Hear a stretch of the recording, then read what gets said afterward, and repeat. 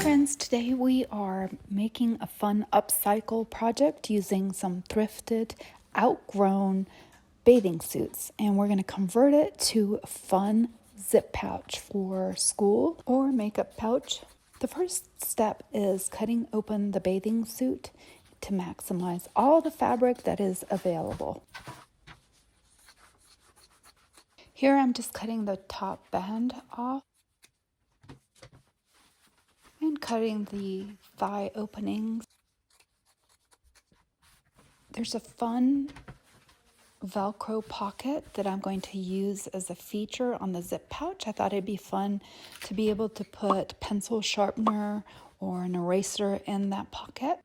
Next, I'm grabbing my ruler that measures 12 inches by 6 inches, and I'm just going to trace out 2 rectangles to mark in 1 inch from either end. Then using the ruler, I will take from the point that I just marked and go to the corner and draw a line. Cut along the lines you've just traced, and that will give you the new dimensions for the zip pouch. So I'm using a medium weight interfacing. I have SF101 by Pellon on hand, so that's what I'm going to use. But use whatever you would like. I'm using the exterior front panels as a tracing tool for the interfacing and adhere the interfacing to the exterior front panels. For the lining, I am using an old drop cloth that I had bleached. I thought it'd be perfect for inside of a pencil pocket in case I need to bleach it again.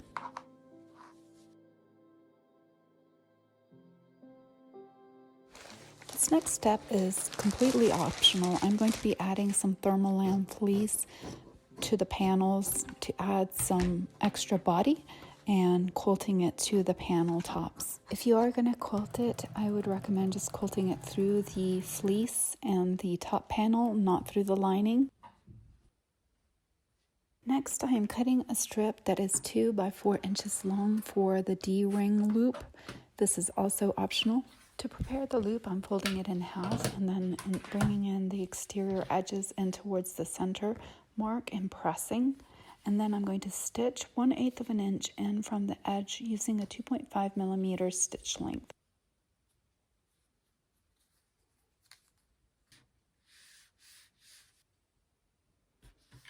Then I'm going to take the 1/2 inch D-ring and add it to the loop, fold in half, and stitch. Next, I'm using some of the leftover fabric to make strips for a wristlet. Again, this is optional. I'll link a video above on how to make a lanyard, which is very similar to how you would make the wristlet. So I'm just joining some bits together to make a long strip, but you could use the coordinating fabric if you have a different type of fabric. Here I've used a 1/2 inch lobster claw. It's a swivel hook to attach to the D-ring as a little wristlet. For the zipper tabs, I have cut 2 strips 2 inches in length. By the width of the zipper, it's about 1 1/4 inches. Next, I'm placing a mark 7/8 of an inch in from the sides, and this is on the top of each of the panels. Now this is going to account for the zip tabs and also for the seam allowance. And then the distance between those 2 marks in the middle is going to indicate the length of zipper that you're going to need. I am cutting a zipper that is about 8.5 inches in length.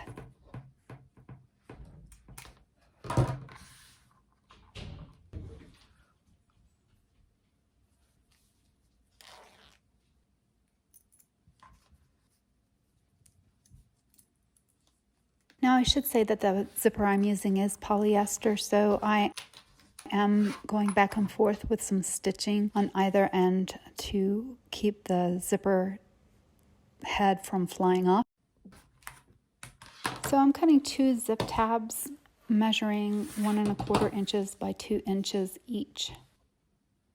So I'm placing each of the zip tabs on either end of the zipper with the right side of the fabric facing up, and then the zipper is also going to be facing up towards me. I then secure the tabs on 1/2 inch in with a line of stitching. Then I turn the edge of the tab in to meet the raw edge of the zipper, and then I will turn it in again, covering the line of stitching.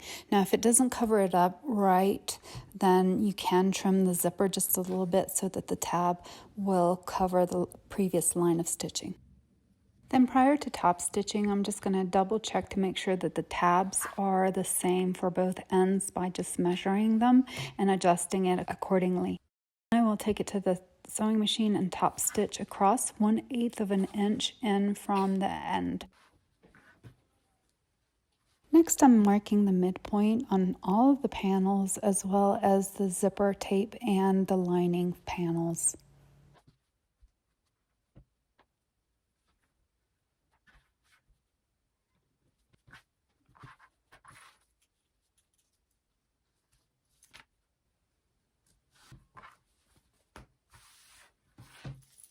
With the front panel facing the right side up, I'm going to place the zipper right side down, centering the zipper on the panel. I'm using Wonder Clips to secure the zipper to the panels. Next, grab one of the linings and I'm going to place it the right side facing down. So the right sides should be facing each other.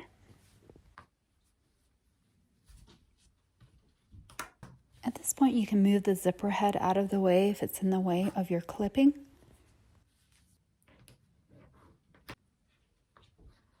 Then I'm marking where the zipper tabs end so I know where to start and stop stitching. Next, I'm going to sew at 1/4 inch in from the edge using a 2.5 millimeter stitch length.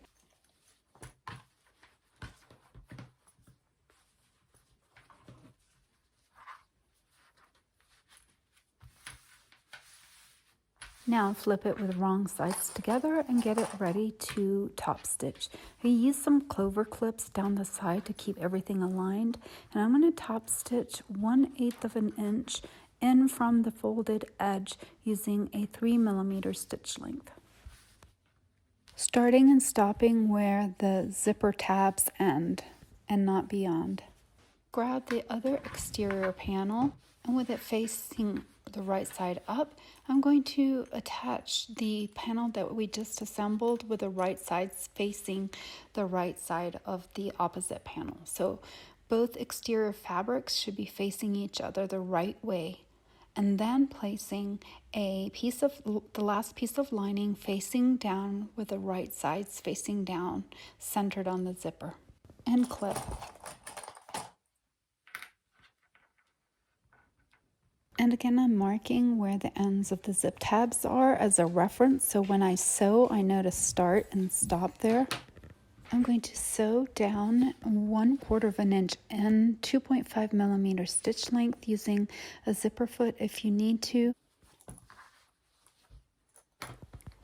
So I'm going to open the panels back up, and then I'm going to top stitch down the other side as I did previously. Next, it's time to attach the D-ring tab to the left-hand side of the front panel. And you can decide how far down you'd like it. I've got it about 1.5 inches down from the zipper tab. And when sewing it, I want to make sure that I'm just sewing it to the front panel and not the lining panel. So I'm just going to baste it to the front panel.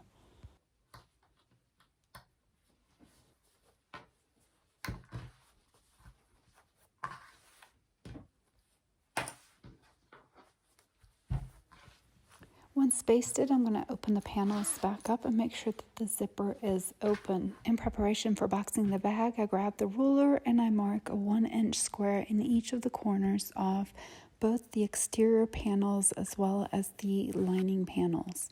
And then I proceed by cutting those squares out. They're not going to be exactly squares because of that angle, but it is going to be about 1 inch in and 1 inch down. Next, grab the exterior panels and place them right sides together. You're going to have the exterior panels on one side, and then the lining panels are going to be on the opposite side of the zipper, and you're going to clip. And I'm just double checking to make sure that the zipper is open before I clip everything together.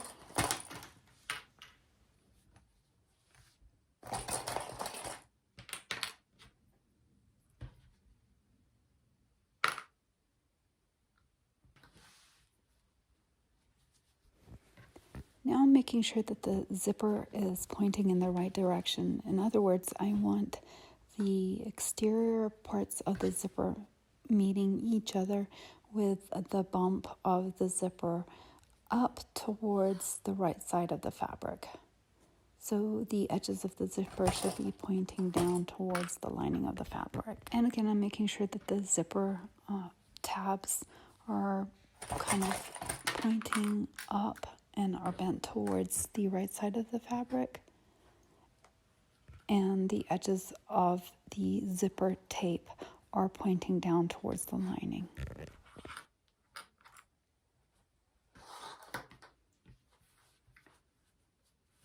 Now I am leaving a mark for the gap so that I remember not to sew on the lining part where I'm placing an X. That will be the turning gap, and I want to make sure that I backstitch on either side of this turning gap to reinforce it so it does not tear when I go to turn the bag with the right side out. Next, I'm going to sew all the way around, backstitching at the box corners to reinforce it, but not sewing around the boxed corners, leaving those open. And I'm going to go around sewing at about 1/2 inch and using a 2.5 millimeter stitch length, leaving the gap open. And again, back stitching at each of the corners. I'm going to back stitch before I get to the zipper. I'm not going to sew over the zipper teeth. Okay, now that I've sewn all the way around, it's time to box the corners by opening up the corners and clipping them flat. The most important point here is to get matching seams. So if you need to double check yourself, look inside to make sure those side seams are aligned well with the bottom seam, even if you need to use a pin by pushing through a pin on one seam into the other to make sure everything's lined up right. Do that prior to clipping. You also want to make sure that the seam allowances are going in the right direction. So if on one side you've got it going in one direction, you want to make sure it's going in the same direction on the other side. These seams are too thick for me to butterfly open, so I'm just going to have one seam allowance going in one direction and nest the other side. That way the seams nest nicely. Repeat boxing with a lining.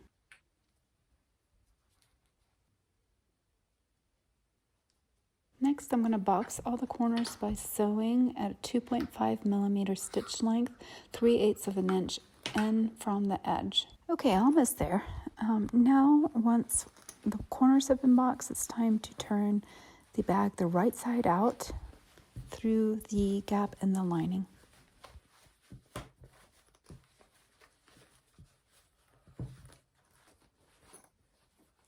Pushing out the corners of the box edges in both the exterior bag as well as the lining.